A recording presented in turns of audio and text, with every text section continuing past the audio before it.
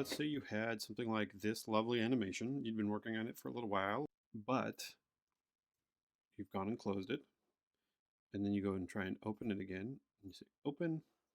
Let's grab that. And you run into this. Okay, so you can actually fix this yourself.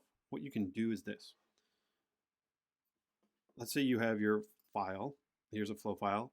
The .flow is just an extension, but really all it is a directory full of stuff. So you can actually open it in your favorite code editor. Here I'm using Sublime. Okay, and then that's your flow file.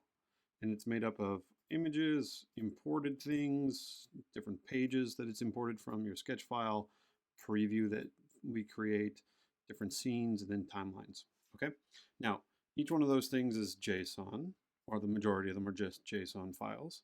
Kind of like that, kind of like that. There's a bunch of noise in there. But what you could do, okay, is from this flow, this window, I'll go and I'll copy that. And I'll just search for that throughout the entire project. Cancel. We don't want to replace it. I just want to find it. And double click, and then just go and have a look at what that is. So that's inside the timelines file.